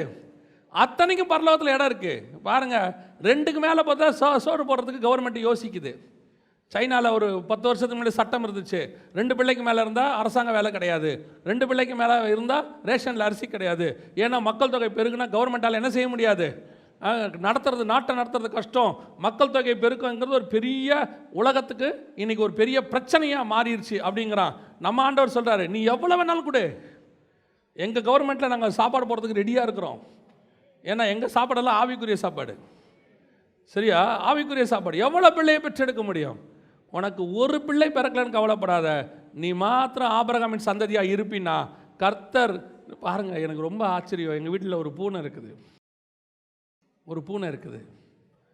நான் அந்த பூனையை பார்த்து பிரமிக்கிறேன். சரியா? 6 மாதமோ 8 மாதமோ தான் ஒரு ட்ரிப்பு. 6 மாதம் ஒரு ட்ரிப்பு. 6 மாதம் சார் வராரு, 4 பேரை கொண்டாந்து போட்டு போகிறாரு. அடுத்த 6 மாதம் கழிச்சு தானே அடுத்த 4 பேரை கொண்டாந்து போட்டு போயிட்டே இருக்கார். பாருங்க, 4க்கெல்லாம் அவர் கவலைப்படுறதே இல்லை. பட்டு 4 தூக்கி போட்டு போயிடுறாரு. இந்த 1 வச்சுக்கிட்டு இந்த 10 மாதம் இந்த அம்மா நடக்கிற இருக்கு பாருங்க. சோத்திரம், பிரைஸ் தி லார்ட். பாருங்க, 3 நாளெல்லாம் அட்டை ஸ்ட்ரெச்சில் அடிக்கிறான். நான் அவனை பார்க்குறேன், எனக்கு அவனை பார்த்தா பிரமிப்பாக இருக்குது. அவன் வயிற்றை பார்த்தீங்கன்னா 4 இருக்க மாதிரி இருக்குல்ல, வெளியே வரும்போது தான் தெரியுது 3 4 எல்லாம் போட்டு. அப்புறம் பார்த்தீங்கன்னா 1 நாளாக 2 நாளாக தான் அப்படி சோர்வாக இருக்கான். அப்புறம் பார்த்தா திருப்பி நார்மல் ஆயிடுறான். அப்புறம் நடக்கிறான், போகிறான், கவலைப்படாமல் இருக்கான். திருப்பி 6 மாதத்தில் வரான், 4 பேரை கொடுத்துட்டு போகிறான். நீங்கள் பார்த்துக்கங்க, நான் அடுத்த ஸ்டெச்சுக்கு போயிட்டு வரேன்ட்டு அவன் போயிட்டே இருக்கான். பாருங்கள், நமக்கு 1 பிறக்கும் போதே நமக்கு என்ன செய்யுது? கண்டிப்பாக முடியலை. இந்த ஒரு பிள்ளையை பெற்றெடுக்கிறதுக்கே இவ்வளோ கஷ்டப்படுறீங்க. பெற்ற பிறகு அதை வளர்க்கறதுக்கு கஷ்டப்படுறீங்க. ஆனால் ஒரே ஸ்டெச்சில் பேதுரு 3000 பிள்ளையை பெற்றுட்டான். ஒரே நாளில் அப்படியே 3000 பிள்ளையை பெற்றெடுத்தான். யோசித்து பாருங்கள். அப்படியே அடுத்த மீட்டிங்கில் 5000 பேர் வந்தான். 2 மீட்டிங் 8000 பிள்ளை பிறந்துருச்சு பேதுருக்கு. எந்த மிருகம் போடுற குட்டியை விட இவன் அதிகம். ஒரு ஸ்டெச்சில் 3000 பேர், ஒரு ஸ்டெச்சில் 5000 பேர். இப்போ யோசிச்சு பாருங்க, பேதுருவினுடைய பிள்ளைகள் ஒரு 8000 பேர் வரான். எப்படி? யாக்கோபாது 12, நம்மால் 8000, 10,000, 12,000. கடைசியில் போகும்போது நமக்கே தெரியாது எவ்வளோ பிள்ளைகள் இருக்குதுன்னு. ஆண்டவர் சொல்வார், இதெல்லாம் உன் மூலமாக பரலோகத்துக்குள்ளே வந்த பிள்ளைகள், உன் மூலமாக கிறிஸ்து இயேசுக்குள்ளாக பிறந்தவர்கள், சபைக்கும் இயேசுவுக்கும் பிறந்ததான் இதெல்லாம் பாரு. அல்லேலூயா. இதுதான் கர்த்தர் உன்னை பெரிய ஜாதியாக்கி, உன்னை பெரிய ஆசீர்வாதம். எது? பூமியில் நீ பெரிய ஜாதி ஆகிறதில்ல, பலிக்கு பெருகிறதில்ல. ஒரு பிள்ளை இல்லை, இப்போ ஜெபமே ஒரு பிள்ளையாவது கொடுங்க ஆண்டவர், 2 பிள்ளையாவது கொடுங்க ஆண்டவர். அவர் கொடுக்கும்போது கொடுக்கட்டும், ஒன்றும் பிரச்சனை கிடையாது. சோத்திரம், அல்லேலூயா. ஆனால் உனக்கு இப்போ ஆண்டவர் பெற்றெடுக்கிறதுக்கு நிறைய, அதான் பவுல் சொல்கிறாரு, உங்களை பெற்றெடுக்கிற வரைக்கும் நான் எப்படி படுகிறேன்? கர்ப்ப வேதனை படுகிறேன். ஒரு ஆத்மாவை பெற்றெடுக்கிறது ஒரு லேபர் பெயினுக்கு ஈக்குவலாக சொல்கிறாரு. அதை பெற்றவங்களுக்கு தான் தெரியும். இது மாம்ச பெயின், அது ஆத்மா பெயின். புரியுதா உங்களுக்கு? மாம்ச பெயின், மாம்சம் நிலை இல்லாதது. அதனால் இந்த மாம்ச பெயினும் கொஞ்ச நேரத்துக்கு இருக்கும், அப்புறம் சரியாயிரும். ஆத்மா நிலையானது, ஆத்மா பெயினும் நிலையானது. அது போய் பரலோகத்தில் சேர்ற வரைக்கும் அந்த மேலே ஒரு பெயின் இருக்கும். அதுதான் போதகர்களுக்கு, மெய்ப்பர்களுக்கு இருக்கிறது. சபையில் ஒரு ஆத்மா பிறந்து வந்துருச்சுன்னா அது பரலோகத்துக்கு போகிற வரைக்கும் அந்த பாஸ்டருக்கு என்ன இருக்கும்? ஒரு பெயின் இருந்துகிட்டே இருக்கும், ஒரு பெயின் இருந்துகிட்டே இருக்கும். அப்படிப்பட்ட பிள்ளைகளை பெறத்துக்கோ, அப்படிப்பட்ட பெரிய ஜாதியாய் மாற்றத்துக்கு தான் கர்த்தர் உங்களை அழைச்சிருக்கிறார். அல்லேலூயா. இதுதான் உண்மையிலே மெய்யான ஆசீர்வாதம். நீங்கள் புறப்பட்டு போய் அப்படியே ஆத்துமாக்களை அறுவடை, எவ்வளோ குழந்தை பெற்றெடுக்கணுமோ பெற்றெடுக்கணும். நீங்கள் போய் அவன் பாருங்கள், ஒரே ஒரு குழந்தை தான் பிறக்கிறான் ஈசாக்கு, இன்னும் பிறக்கவே இல்லை. கர்த்தர் அப்போவே சொல்லிட்டாரு, உன்னுடைய சந்ததியை வானத்து நட்சத்திரத்தை போல மாற்றுவேன். அவ்வளோதான். இது எங்கே வருது? இந்த சந்ததி, அவருடைய வம்சத்தை யாரால் எண்ண முடியும்? இப்போ அவருக்கு சொன்னார்ல, உன் சந்ததி வானத்து நட்சத்திரத்தை போல மாட்டுவேன்னு. ஒரு பீரியடில் ஈசாக்குடைய சந்ததி யாக்கோபு கடற்கரை மணலாகி போச்சு. ஓசியா 1:10 என்ன சொல்லுது? வாசிங்க, ஓசியா 1:10 வாசிங்க. என்றாலும் இஸ்ரவேல் புத்திரரின் தொகை அளக்கவும் எண்ணவும் கூடாத கடற்கரை மணலை போல் இருக்கும். தெளிவாகி போச்சு பாருங்க, தெளிவாக வசனம் தெளிவாக இருக்குது. இஸ்ரவேல் புத்திரர் எப்படி மாறிட்டாங்க?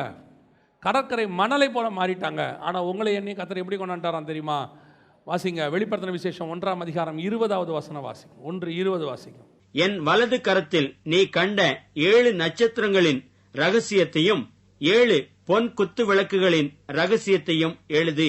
அந்த 7 நட்சத்திரங்களும் 7 சபைகளின் தூதர்களாம். நீ கண்ட 7 குத்து விளக்குகளும் 7 சபைகளாம். அதனால தான் அடுத்த வசனத்தில் எபேசு சபையின் தூதனுக்கு நீ எழுதுவது என்னவென்றால் அப்படின்னு இருக்கு பாருங்க. இப்போ நட்சத்திரங்கள் என்பது எதை குறிக்கிறது?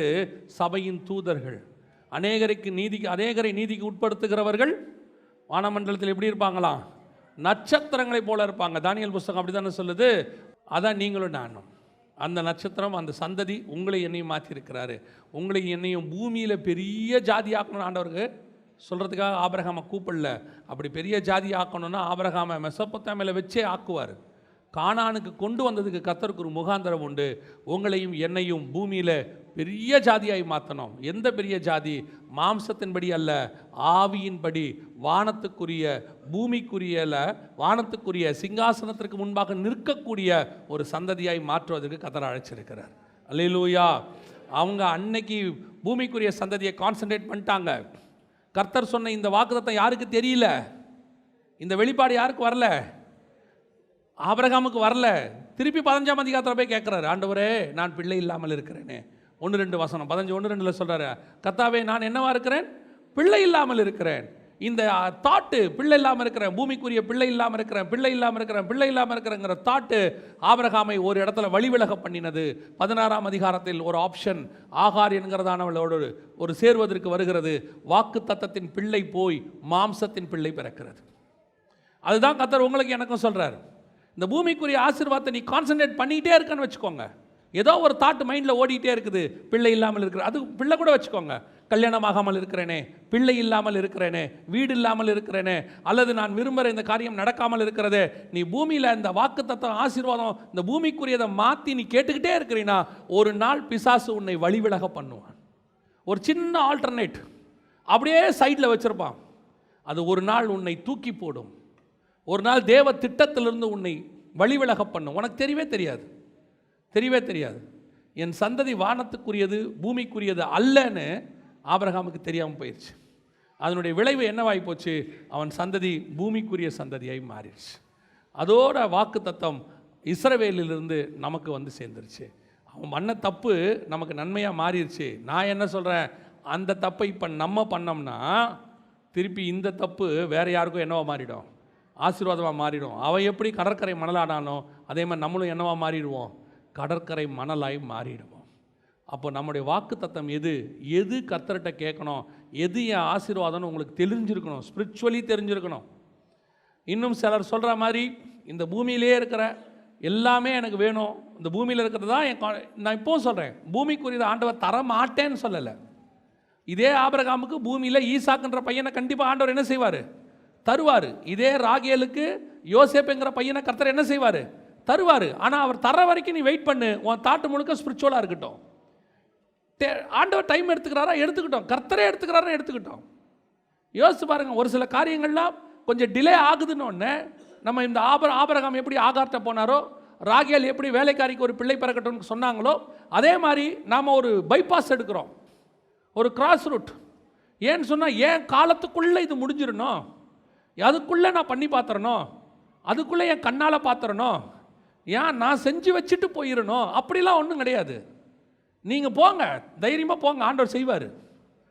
நிறைய பேர் கேட்குறாங்க, நான் போயிட்டா யார் என் குடும்பத்துக்கு இதை செய்வா? நீங்கள் போங்க, தைரியமாக போயிட்டு வாங்க, நீங்கள் இருந்து கெடுத்துடாதீங்க. நான் நிறைய பேருக்கு அதான் சொல்லுவேன். இந்த சாகிற நேரத்தில் ஒரு 60 வயசில் என் கண்ணு மூடுறதுக்குள்ள, என் மூச்சு நிற்கிறதுக்குள்ள அர்ஜென்ட்டா எதையோ ஒன்றை பார்த்த வச்சுட்டு வச்ச பிறகு அது 20 வருஷம் உயிரோடு இருக்கும். யாருக்கு பண்ணி வச்சாங்களோ அவன் மூச்சு நின்றோம், அவனை பார்த்தா பாவமாக இருக்கும். சிலர் என்ன பண்ணிடனா, அர்ஜென்ட் டைம் ஆச்சு, அதுக்குள்ளே முடிச்சிடணும், அதுக்குள்ளே பண்ணிடணும், எப்படியாவது முடிச்சிடணும் அப்படின்னு சொல்லி. நான் சொல்கிறது வெறும் கல்யாணம் மட்டும் இல்லை, அது வீடு கட்டுறதா இருக்கட்டும், எதாக இருக்கட்டும், எது வேணா இருக்கட்டுமே, கர்த்தர் இந்த பூமியில் உனக்கு ஒரு ஆசீர்வாதம் வச்சிருக்கிறாருன்னா அதை தருவதற்கு ஒரு நேரமாக ஃபிக்ஸ் பண்ணி வச்சுருப்பார். அது இன்னைக்கு ஃபிக்ஸ் பண்ணதெல்லாம் இல்லை, 6000 வருஷத்துக்கு முன்னாடி பூமியை உண்டாக்கும் போதே கர்த்தர் ஃபிக்ஸ் பண்ணி வச்சுட்டார். அதையெல்லாம் மாற்ற போகிறதெல்லாம் கிடையாது. ஒரு கல்யாணம் டிலே ஆகுதுன்னு வச்சுங்க, 2 வருஷம் 3 வருஷம் டிலே ஆகுதுன்னா ஆண்டவர் எப்பயோ வச்சிருக்கிறாரு, வருவான். அந்த ஈசாக்கு எங்கேயோ இருக்கா, லகாய் ரோகி துறவுகிட்ட இருக்கா, தென் தேசத்தில் குடியிருக்கான், அவன் வரட்டுமே இல்லையா? ஈசாக்கு வர கொஞ்சம் டைம் ஆகும் போல. எதுக்கு நமக்கு இந்த ஊரில் ஒரு இஸ்மவேல் இருந்தால் நல்லா இருக்குமா? நமக்குன்னு டைம் ஆகுதே, வயசு ஆகுதே அப்படின்னா அப்புறம் இஸ்மவேலை கட்டிட்டு வந்து நம்மக்கிட்ட ஜோம் பண்ணுறது. அவர் டெய்லி போட்டு அடிக்கிறார், என்ன பண்ணலாம்? வாங்கிக்க வேண்டியது தான், வேற என்ன பண்ண முடியும்? அவ்வளோதான், லைஃப் முடிஞ்சு. நிறைய பேர் யோசிக்கிறான், நம்ம இந்த டோரில் நின்றுக்கிட்டு சொல்கிறோம் உள்ளே போகாத, வேணாம், ஆபத்துங்கிறோம், கையில் பூந்து அடியில் உள்ளே போயிடுறான். உள்ளே போயிட்டு அப்புறம் கதவை தட்டுறான், திறங்க என்னை காப்பாற்றுங்க. முடியாது, அவ்வளோதான். உள்ளே போகிற வரைக்கும் தான், உள்ளே போயிட்டே அது நோ என்ட்ரி, திருப்பி ஒன்வே தான். அது நிறைய பேர் இருக்கான், அர்ஜென்ட்டா. இந்த ஒரு விஷயத்துக்கு மட்டும் இல்லை, ஆண்டவர் உன்னை ஏதோ ஒரு நல்ல இடத்துல கூப்பிட்டு போய் வேலை கொடுத்து ஆசீர்வதிக்கிறேங்கிறாரா, வெயிட் பண்ணு. கர்த்தரா ஒரு ஆளை, ஒரு வேலை ஒன்று வரும், அவராக கொடுப்பாரு. திடீர்னு பாம்பேயில் ஒரு ஏஜெண்ட்டை பார்த்தேன், அவர் 2 லட்ச ரூபா கொடுத்தா உடனே கூட்டிட்டு போய் நாளைக்கே வேலையில் சேர்த்து 4 அன்னைக்கு சவுதி அரேபியா கிங்குக்கு ரைட் ஹேண்டில் நம்ம வந்து பானபாத்திரக்காரராக மாறுறோம். 1வது வருஷம் நம்ம வீடு கட்டி 2வது வருஷம் கோடீஸ்வரன் ஆகிறோம், நாகர்கோயில் பக்கத்தில்ன்றான். பணத்தை கொடுத்துவிட்டு பாம்பேயில் தெருவா அலைகிறான். எதுக்கு சொல்கிறேன்? பல நேரங்களில் அர்ஜென்ட், டைம் ஆகுது, முன்னாடியே போய் ஃபஸ்ட்டே பண்ணணும் எல்லாம். நீங்கள் உங்களுக்கும் எனக்கும் தான் டைம், புரியுதுங்களா? கர்த்தருக்கு டைம் ஆல்ரெடி ஃபிக்ஸு டைமு. அந்த டைமில் ஆண்டவர் கரெக்டாக செய்வார், அதில் காலத்தில் வருவார். இந்த பூமிக்குரிய ஆசீர்வாதத்தை வச்சு ஃபோர்ஸ் பண்ணி தயவு செய்து தேவ திட்டத்தை விட்டு வழி விலகி போயிடாதீங்க. உனக்கும் எனக்கும் கர்த்தர் அவருடைய வம்சத்தில் பெரிய ஜாதி ஆக்கத்துக்கு கர்த்தர் ஆசீர்வாதத்தை வச்சிருக்கிறார். பூமியில் ஒருவேளை உன்னுடைய பெயர், என்னுடைய பெயர் மறக்கப்பட்டு போகலாம், ஒருவேளை நம்முடைய சந்ததி நம்மோடு கூட முடிந்து போகலாம், ஏன் இந்த பூமியில் உன் பேரும் என் பேரும் மண்ணில் இல்லாமல் கூட போகலாம். ஆனால் ஜீவ புஸ்தகத்தில் பரலோகத்தில் தேவனுக்கு முன்பாக உன் பேர் என் பேர் எழுதப்படும். அந்த பேர் நித்தியமாய் நிற்கும். நீ ஒருவேளை இந்த பூமியில் என்ன பேர் வாங்கினாலும் பரலோகத்தில் அந்த பேர் இருக்காது. ஏன்னா அங்கே போனவனே கர்த்தர் சொல்கிறார், நான் உனக்கு புதிய நாமத்தை தரிப்பிப்பேன். பேரே மாறிடும். நீங்கள் அங்கே போய் எங்கள் வீட்டுக்கார் ஈசாக்கை பார்த்தீங்களான்னா தெரியாது, அந்த ஈசாக்கே உங்ககிட்ட இருந்தாலும் தெரியாதுன்றவார். ஏன்னா அந்தாலே அங்கே போய் தப்பிச்சு தான் போயிருக்கான். இல்லையா? அங்கே போயிட்டு எங்கள் வீட்டுக்கார் ஈசாக்கு தெரியுமானா தெரியாது, பேர் மாறிடும், ஊர் மாறிடும், முகம் மாறிடும், மர்ரூம் ஆயிடுவார். அவ்வளோதான். பூமிக்குரிய எந்த அடையாளமும் எங்கே இருக்காது? வானத்தில் இருக்காது. நல்லா தெரிந்து கொள்ளுங்கள், கர்த்தர் உங்களை என்னையும் பெரிய ஜாதியாய் மாற்றுவார். ஆனால் பூமிக்குரிய ஆசீர்வாதத்துக்குரிய ஜாதி அல்ல, வானத்துக்குரிய ஆசீர்வாதத்துக்குரிய ஜாதி. அல்லேலூயா. ரெண்டாவது, ஆபிரகாம் கர்த்தர் கொடுத்த ஆசீர்வாதம் என்ன? வாசிங்கள். ஆதியாகமத்தின் புஸ்தகம் 14ஆம் அதிகாரம் 18 முதல் 20 வரைக்கும் வாசிங்க. ஆதியாகமம் 14, 18 முதல் 20 வாசிங்க. அன்றியும் உன்னதமான தேவனுடைய ஆசாரியனாயிருந்த சாலேமின் ராஜாவாகிய மெல்கிசேதக்கு அப்பமும் திராட்சை ரசமும் கொண்டு வந்து அவனை ஆசீர்வதித்து, வானத்தையும் பூமியை உடையவராகிய உன்னதமான தேவனுடைய ஆசீர்வாதம் ஆபிராமுக்கு உண்டாவதாக. அற்புதமான ஆசீர்வாதத்தை கொண்டது ஆபிரகாம் கையில் கர்த்தர் கொடுக்குறாரு. அற்புதமான ஆசீர்வாதம், கவனன்ட். இது என்ன கவனன்ட்? என்ன உடன்படிக்கை? பரலோகத்துக்குரிய உடன்படிக்கை. இந்த உடன்படிக்கையை பரலோகத்துக்குன்னு கர்த்தர் வச்சிருக்கிறார். அதாவது பரலோகத்துக்கு ஒரு சந்ததி வேணும். அதான் 12:1 பேசுகிறார். அந்த சந்ததி பரலோகத்துக்கு போகிறதுக்கு வழியை 14 சொல்லி கொடுக்குறாரு. இந்த கவனன்ட்டை கையில் வச்சுக்கோ. இந்த அப்பமும் ரசமும் ஒரு அடையாளம். இந்த அப்பமும் ரசமும் கையில் இருக்கிறவன் தான் எங்கே போக முடியும்? நித்திய ஜீவனை சுதந்திரிக்க முடியும். இயேசு சொல்கிறார், என் அப்பத்தை புசித்து என் பாத்திரத்தில் பானம் பண்ணுகிறவனுக்கு நித்திய ஜீவன் உண்டு, அவனை கடைசி நாளில் நான் எழுப்புவேன். நித்திய ஜீவன் உண்டு. இப்போ கம்யூனியன் எடுக்கிறோமே, இதை பற்றி யாருக்கு ஃபஸ்ட்டு வெளிப்பாடு தெரியுமா? ஆபிரகாமுக்கு தான் கர்த்தர் கொண்டு வந்து கொடுக்குறாரு. அப்பத்தையும் ரசத்தையும் கையில் கொடுக்குறாரு. அதுவும் யார்? மெல்கிசேதேக்கு. யார் அந்த மெல்கிசேதேக்கு? அப்போ எபிரேயர் நிருபத்தில் 7ஆம் அதிகாரத்தில் வாசிக்கிறோம், அந்த மெல்கிசேதேக்கு வேறு யாரும் இல்லை, இயேசு கிறிஸ்துன்னு வாசிக்கிறோம். அப்படி தானே இருக்குது? இயேசு கிறிஸ்துன்னு வாசிக்கிறோம். அப்படி இருக்கும்போது எவ்வளோ பெரியதான ஒரு மேன்மை பாருங்க. கிட்டத்தட்ட 2000 வருஷமாக பரலோகத்துக்கு வழி திறக்காமல் இருக்குது. ஆதாமிலிருந்து ஆபிரகாம் வரைக்கும் பரலோகத்துக்கு வழியே கிடையாது.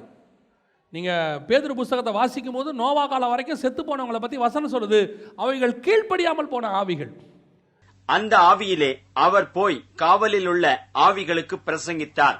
அந்த ஆவிகள் பூர்வத்திலே நோவா பேழையை ஆயத்தம் பண்ணும் நாட்களிலே தேவன் நீடிய பொறுமையோடே காத்திருந்த போது கீழ்ப்படியாமற் போனவைகள். 2000 வருஷமா பரலோகத்துக்கு வரல, வழியே கிடையாது, டோர் க்ளோஸ்ட். இப்போ ஆண்டவர் என்ன பண்றாரு? அப்படி ஒரு வழிக்கு மெல்கிசேதேக்கின் முறைமையை எடுத்து கையில் எடுத்து யார்கிட்ட கொடுக்குறாருன்னா ஆபிரகாம் கையில் கொடுக்குறாரு. கொடுத்துட்டு இதை வச்சுக்கோ, அடுத்த இன்னும் கொஞ்ச நாள் ஈசாக்கு வருவான், அவனை மலைக்கு மேலே கூட்டிகிட்டு போய் பலி கொடுக்க போவேன். அது இயேசு கிறிஸ்து கல்வாரி மலைக்கு மேலே போகிறதுக்கு அடையாளம்.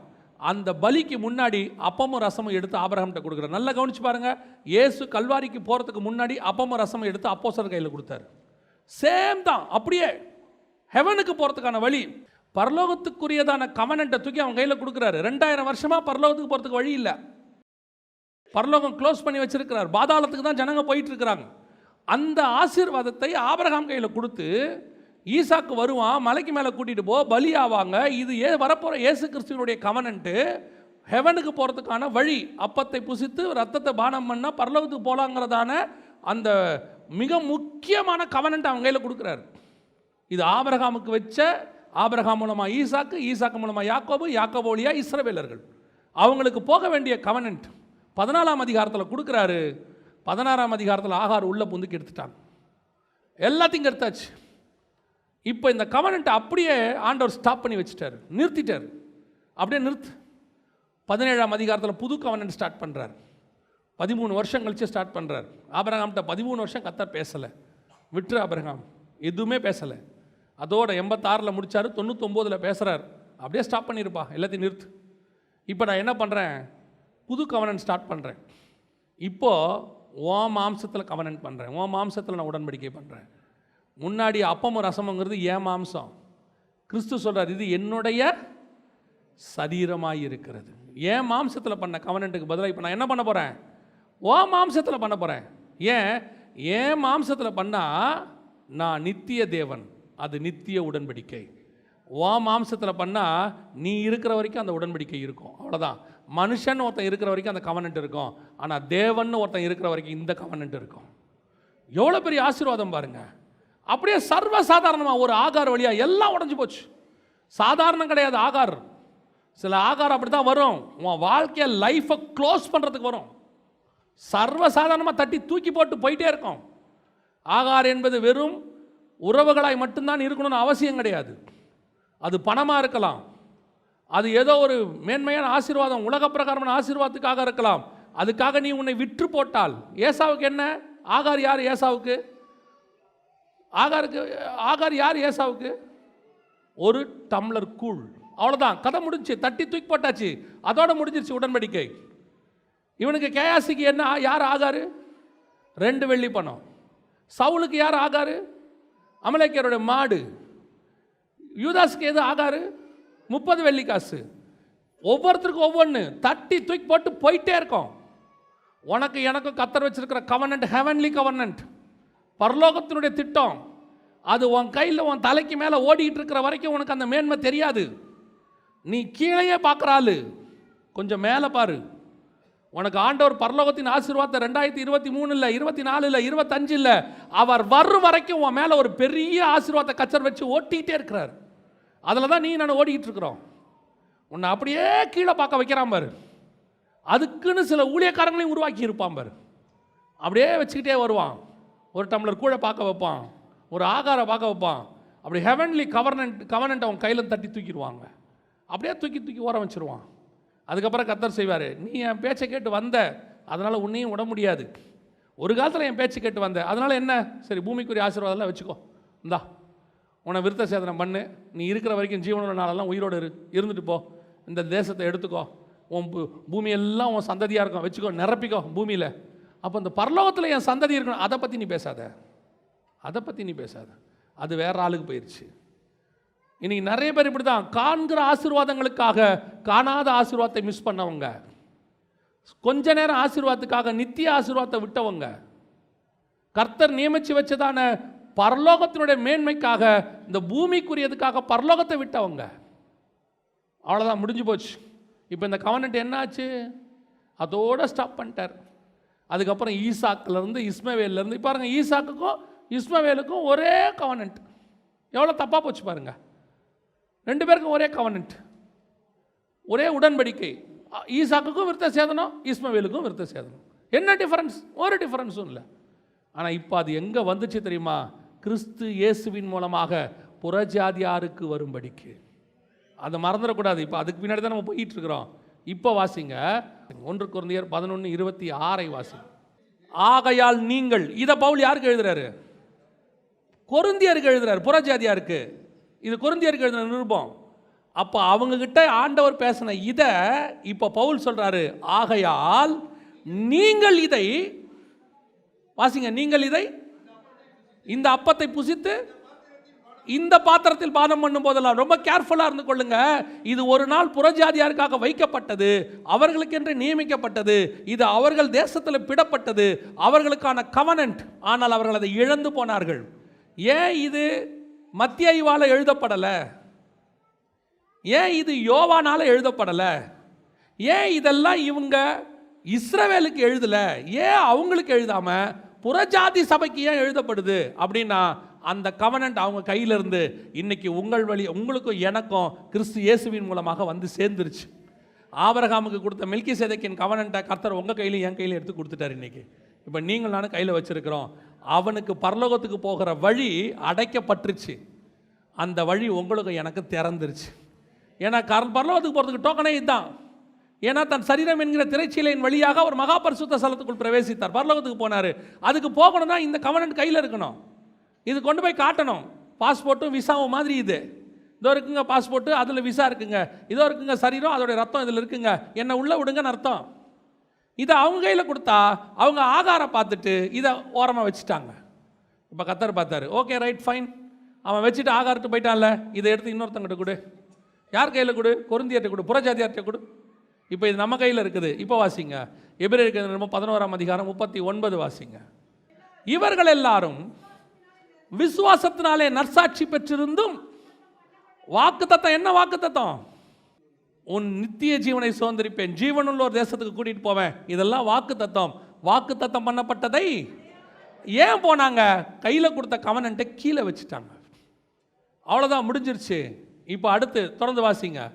அவர்கள் நம்மை அல்லாமல் பூர்ணராகாதபடிக்கு, இப்போ அந்த நன்மையான ஈவு உங்கள் கையிலும் என் கையில் இருக்கு.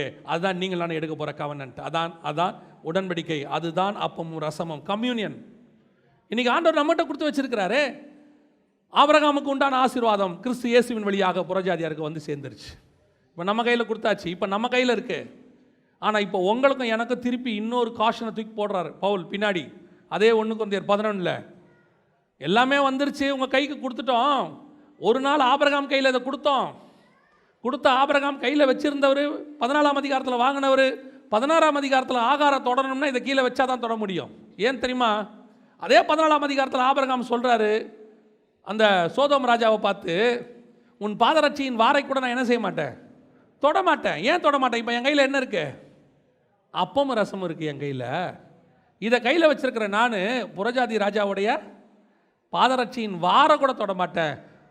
சோதோம் ராஜாவுடைய வாரை கூட தொட மாட்டேன்னவர் பார்வோன் ராஜாவுடைய வேலைக்காரியை தொட்டுட்டார். கதை முடிஞ்சு. கையில் இருந்த கம்யூனியன் காலி, ஓவர், டோர் க்ளோஸ். அவர்கள் நம்மை அல்லாமல் பூர்ணராகாதபடிக்கு, அவ்வளோதான், அவர்கள் நம்மை அல்லாமல் பூர்ணராகாதபடிக்கு பரலோகத்தின் தேவன் உனக்கும் எனக்கும் மேன்மையான ஆசீர்வாதங்கள், உச்சிதமான ஆசீர்வாதங்கள் தலைக்கு மேலே வச்சிருக்கிறார். என்ன ஆசீர்வாதம் தெரியுமா? 4000 வருஷமா எவனுமே பரலோகத்துக்குள்ள நுழைய முடியாது. விசுவாச சந்ததி போக முடியாது. ஆபிரகாம் காலத்திலிருந்து உள்ளவங்க போக முடியாது. முதல் 2000 வருஷம் போக முடியாதவங்களுக்கு டோரை ஓபன் பண்றதுக்கு தான் ஆபிரகாம்கிட்ட கொடுத்தாரு. ஆபிரகாம் இழந்ததை திருப்பி உனக்கும் எனக்கும் ஓபன் பண்ணி கொடுத்திருக்கிறார். அல்லேலூயா. இப்ப சொல்றாரு, அபாத்திரமாய் போஜனபானம் பண்ணுகிறவன் எவனோ, அபாத்திரமாய் போஜனபானம் பண்ணுகிறவன் கர்த்தருடைய சரீரம் இன்னதென்று நிதானித்து. அது என்ன நிதானம்?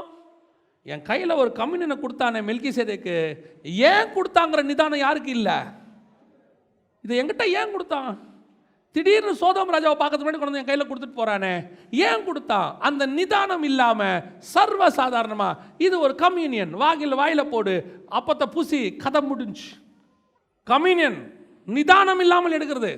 லைனில் நிற்க சொல்லிட்டாங்க, கிடுகிடுன்னு ஏஞ்சி வந்து நிற்கிறது, வாங்கி வாயில் போடுறது, அப்பத்தையும் ரசத்தையும் குடிக்கிறது. எதுக்கு? அது கம்யூனியன். என்ன கம்யூனியன்? மாதம் தருவாங்க. எப்போ தருவாங்க? 1ஆம் தேதி தருவாங்க, முதல் சண்டே தருவாங்க.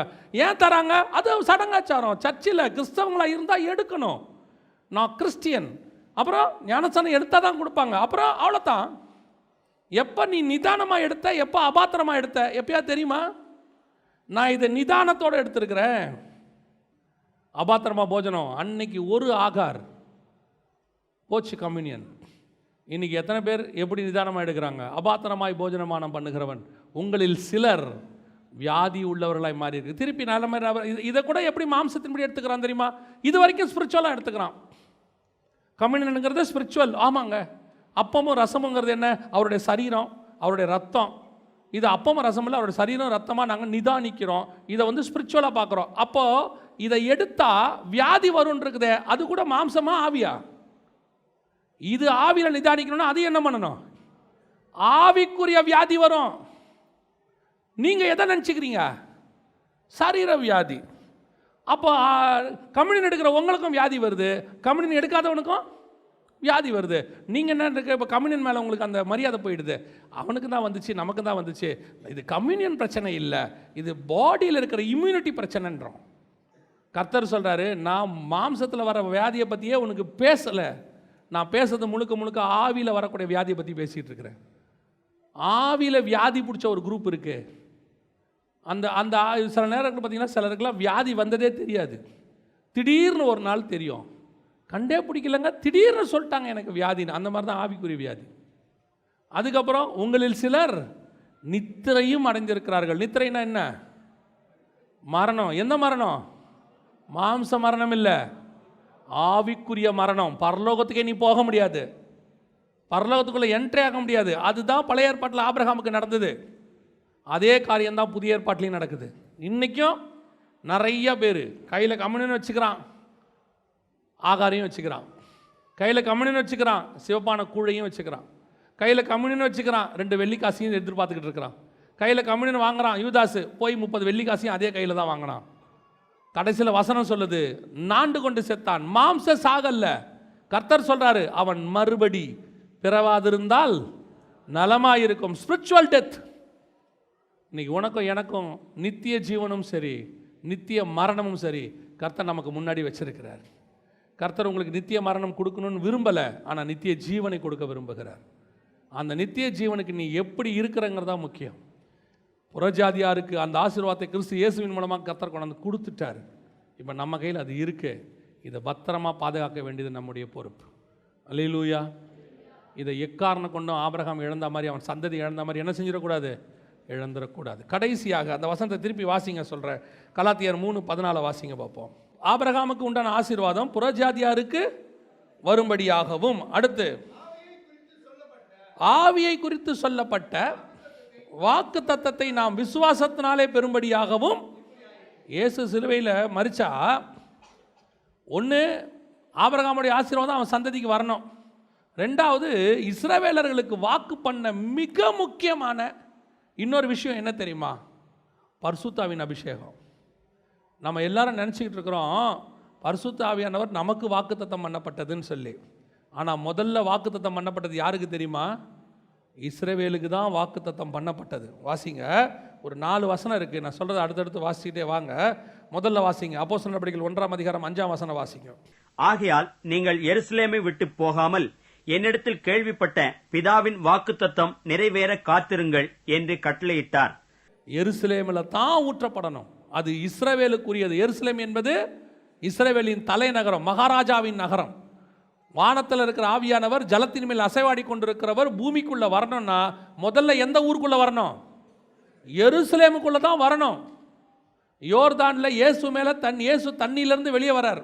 நல்லா கவனிங்க. முதல்ல ஆதியாகமம் 1:1 வாசிக்கும் போது ஜலத்தின் மேல் ஆவியானவர் அசைவாடி, அன்னைக்கு அசைவாடின ஆவியானவர் 4000 வருஷமா அசைவாடிட்டே இருக்கிறாரு. இந்த தண்ணிக்கு மேலேயே இருக்கிறாரு. ஏன்னா பூமிக்குள்ள வர்றதுக்கு அவருக்கு என்ன வேணும்? ஒரு வழி வேணும், ஒரு மாம்சம் வேணும், ஒரு சரியான சரீரம் வேணும். அப்பதான் உள்ளுக்குள்ள நுழைய முடியும். ரைட் சேனலும்பாங்க. இது வேணும். பார்க்குறாரு, தாவீதை பார்க்குறாரு, ஒரு இடத்துல உள்ள வரலான்னு பார்க்குறாரு. ஆனால் பத்சேபால் விஷயத்தில் வெளியே போயிட்டாரு. இப்படி பார்க்குறாரு, சிம்சோனை பார்க்குறாரு, உள்ளே வரலான்னு பார்க்குறாரு, தெளிலால் விஷயத்தில் அப்படி வெளியே போயிட்டாரு. இப்படி ஒவ்வொருத்தரையும் பார்க்குறாரு, உள்ளே வரலாம், இல்லை நிரந்தரமாக இருக்க முடியல, வந்து போயிட்டு இருக்கிறாரு. இந்த ஜலத்தின் மேல் அசைவாடிட்டே இருக்கிறாரு. ஒரு நாள் யோர்தான் என்கிற ஜலத்திலிருந்து ஒரு தலை வெளியே வருது. அவரை பார்க்குறாரு, இயேசு கிறிஸ்துவை பார்க்குறாரு. இதுதான் சரியான சேனல் நான் பூமிக்குள்ளே போகிறதுக்கு. ஏன் இவர் வழியாக நான் உள்ளே போயிட்டா இவர் வம்சத்துக்குள்ளே போயிடலாம், இவர் பின்மாற்றம் அடையவே மாட்டார், இவர் மூலமாக நித்தியமாக நான் பூமிக்குள்ளே இருக்கலாம் தான் ஆவியானவர் இயேசு வழியாக உள்ளே வரார். 1 ஜலத்தின் மேல் அசைவாடி கொண்டிருந்த ஆவியானவர் மத்திய சுவிசேஷம் 4 வரார். 3 ஜலத்திலிருந்து வெளியே வர இயேசு மேலே வரார். 4000 வருஷம் டைம் கேப். ஒரே ஒரு தலைக்கு எதிர்பார்த்துக்கிட்டு இருக்கிறார். நிரந்தரமாக உள்ளே வந்து அவருடைய வம்சம் நீங்களும் நானும் புறஜாதியார். ஆனால் இப்போ புறஜாதியாருக்கு முன்னாடி அவருடைய வம்சம் யாரு? இஸ்ரவேலர்கள். அவங்களுக்கு தான் அது வாக்குத்தத்தம். எருசலேமில் இருங்க, அங்கே வருவார், அவங்களுக்கு தரோம். அவங்க அடுத்த வசனம் வாசிங்க. அப்போஸ்தலர் நடபடிகள் 2:33 வாசிங்க. அவர் தேவனுடைய வலது கரத்தினாலே உயர்த்தப்பட்டு பிதா அருளிய வாக்குத்தத்தத்தின்படி பரிசுத்த ஆவியை பெற்று நீங்கள் இப்பொழுது காண்கிறதும் கேட்கிறதுமாகிய இதை பொழிந்தருளினார். அப்ப பிதாவுடைய வாக்குத்தத்தம் என்னது? பிதாவுடைய வாக்குத்தத்தம் என்னது? பரிசுத்த ஆவி. பிதா பைபிள்ல 2 வாக்குத்தத்தம் பண்ணியிருக்கிறார். எனக்கு தெரிஞ்சு இன்னும் இருக்கும். நான் தியானிச்சதுல 2. ஒன்று பரிசுத்த ஆவி, இன்னொன்று நித்திய ஜீவன். நித்திய ஜீவன் அளிப்பேன் என்பதே அவர் நமக்கு பண்ணி இருக்கிற வாக்குத்தத்தம். அப்போ பிதாரில் 2 முக்கியமான வாக்குத்தத்தம். ஒன்று நித்திய ஜீவன், இன்னொன்று பரிசுத்த ஆவி. இதுல எங்கேயாவது மாம்சம் இருக்கா? பூமிக்குரியது இருக்கா? இதுல ஏதாவது இருக்குதா? இப்போ பாருங்க, எல்லாரும் ஒரு வசனத்தை வச்சுக்கிறாங்க. அந்த வசனத்தை வச்சுக்கிட்டு தான் கேளுங்கள் உங்களுக்கு தருவாரு, கேளுங்க தருவாரு, கேளுங்கள் தரப்படும், தட்டுங்கள் திறக்கப்படும், அப்புறம் தேடுங்கள் கண்டடைவீர்கள். என்ன கேட்க சொன்னாரு? மத்தேயு சுவிசேஷம் 7:11 வாசிங்க. ஆகையால் பொல்லாதவர்களாகிய நீங்கள் உங்கள் பிள்ளைகளுக்கு நல்ல ஈவுகளை கொடுக்கும்போது பரலோகத்தில் இருக்கிற உங்கள் பிதா தம்மிடத்தில், நல்ல கவனிங்க, இந்த வசனத்தை அண்டர்லைன் பண்ணுங்க, தம்மிடத்தில் வேண்டிக் கொள்ளுகிறவர்களுக்கு நன்மையானவைகளை கொடுப்பது எது நன்மை? லூக்கா எழுதின சுவிசேஷம் 11:13 பொல்லாதவர்களாகிய நீங்கள், இதே வசனம் தாங்க, சேம் மத்திய 7:11 இருக்கிறதே தான் லூக்கா 7:11 13 இருக்கு. பொல்லாதவர்களாகிய நீங்கள் உங்கள் பிள்ளைகளுக்கு நல்ல ஈவுகளை கொடுக்க அறிந்திருக்கும் பொழுது பரம பிதாவானவர் தம்மிடத்தில் வேண்டிக் கொள்கிறவர்களுக்கு மத்தேயு என்ன எழுதுறாரு? நன்மையான ஈவன் எழுதுறாரு. இவர் என்ன எழுதுறாரு? பரிசுத்த ஆவியை கொடுப்பது. அப்ப கேளுங்கள் தரப்படும் சொன்னது என்ன தெரியுமா? பரிசுத்த ஆவிய. நன்மையான ஈவு எது? பரிசுத்த ஆவி. இன்னைக்கு நன்மையான ஈவு எது? Benz car. ஏன்? அதுல போன ஆக்சிடென்ட் ஆனாலும் உயிர் போகாது. என்ன நன்மையான ஈவு பாருங்க. ஏன்பா அப்படி சொல்ற? 6 ஏர் பேக் இருக்கு, முன்னாடி பின்னாடி சைடு எல்லாம் புஃப்னு பிடிச்சுக்கோ. நன்மையான ஈவை கர்த்தர் கட்டளையிட்டார். நன்மையான ஈவுனா இது இல்லப்பா. நன்மையான ஈவு உன் உயிர் போனாலும் உன் ஜீவன் நித்தியமாய் வாழும். அது சாகவே சாவாது. அது மீட்கப்படும் நாளுக்கென்று முத்திரையான பரிசுத்த ஆவியினால் முத்திரை போடப்பட்டிருக்கு. அதுதான் நன்மையான ஈவு. அவர் கையிலிருந்து உன்னை யாரும் பறிக்க முடியாது.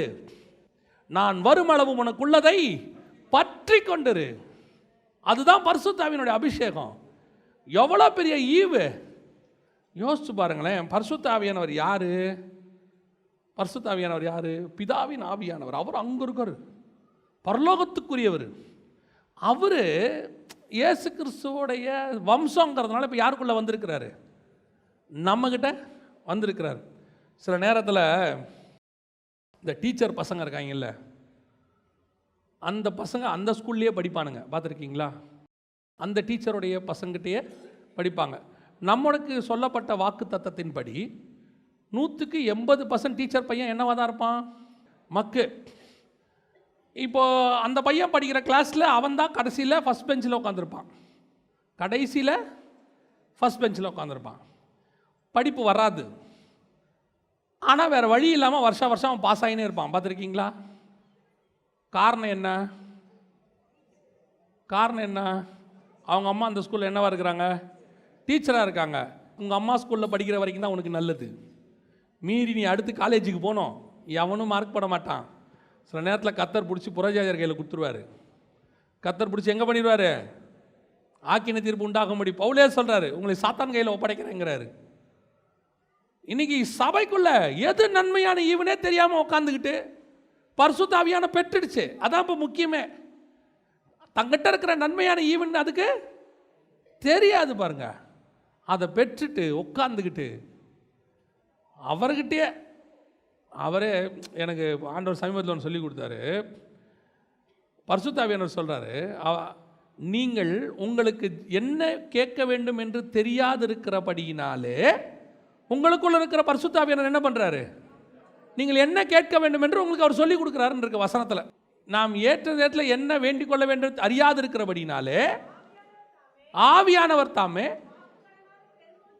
வாக்கு கடங்காத பெருமூச்சுகளோடு, உனக்கு ஜெபம் பண்ண தெரியாதுப்பா, அதனால் நான் என்ன பண்ணுறேன்? நான் ஜெபம் பண்ணுறேங்கிறாரு. ஏன் உனக்கு ஜெபம் பண்ண தெரியாது? எங்களுக்கு ஒன்றும் ஜெபம் பண்ண தெரியாதா? யார் சொன்னது? ப்ரேயர் பாயிண்ட் போட்டு பிரிண்ட் அவுட் எடுத்து ஃப்ரண்ட் பேங்க்கில் லேமினேட் பண்ணி கையில் வச்சுக்கிட்டு ஜெபம் பண்ணுறாள். நாங்கள் யார் சொன்னால் எங்களுக்கு ஜெபம் பண்ண தெரியாதுன்னு? காப்பீஸ் போட்டு 100 காப்பி வச்சுருக்கோம் சர்ச்சில். யார் வந்து எப்போ வேணாலும் என்ன பண்ணிக்கலாம்? ஜெபம் பண்ணலாம். என்ன ஜெபம் பண்ணோம்? சர்ச்சுக்கு இடம் வாங்கும்படி. ஆண்டவர் சொல்ல, உனக்கு ஜெபம் பண்ணவே தெரில. இந்த வருடம் நம்முடைய ஆலயத்துக்குள் 500 பேர் ஞானசானம் எடுக்கணும். ஆண்டவர் சொல்ல, உனக்கு ஜெபம் பண்ணவே தெரில. ஏன் 500 பேர் ஞானசானம் எடுக்கிறது நல்ல விஷயம் தானே. உனக்கு யாரா டார்கெட் ஃபிக்ஸ் பண்ணா? அப்படி யார் டார்கெட் ஃபிக்ஸ் பண்ணா? உலகத்திலேயே டார்கெட் ஃபிக்ஸ் பண்ணாத நல்ல ஊழியம் எது இருக்குதுன்னா நம்மளது மட்டும்தான்.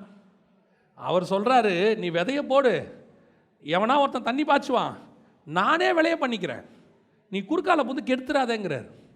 இவர் 500 ஃபிக்ஸ் பண்ணிட்டார்ல ஞானசானம் கொடுக்கணும்னு. ஜனவரி 1லேருந்து டிசம்பர் 31க்குள்ள எந்த தலையை பார்த்தாலும் முக்கலாமான்னு யோசிச்சுக்கிட்டே இருப்பான். அவன் எடுத்தவனா எடுக்காதவனா அந்த கவலையே இல்லை. போனவனே கேட்பாங்க, ஞானசானம் எடுத்துட்டீங்க? அவருக்கு ஞானசானம் கொடுக்கணும் முடிவு பண்ணிட்டான் 500 பேருக்கு.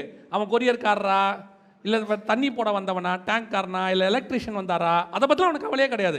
இந்த தலை தண்ணியில் முழுகுச்சா இல்லையா, அவ்வளோதான். ஏன்னா இந்த டார்கெட் ஃபிக்ஸ் பண்ணுறது. உனக்கு எனக்கு அந்த வேலையெல்லாம் ஆண்டவர் கொடுக்கவே இல்லை. இவ்வளோ பேர் ரட்சிப்புக்குள்ளே நடத்து, இவ்வளோ பேருக்கு ஞானசானம் கொடு. நீ சில சொல்லணும் டார்கெட் ஃபிக்ஸ் பண்ண நல்லது தானே.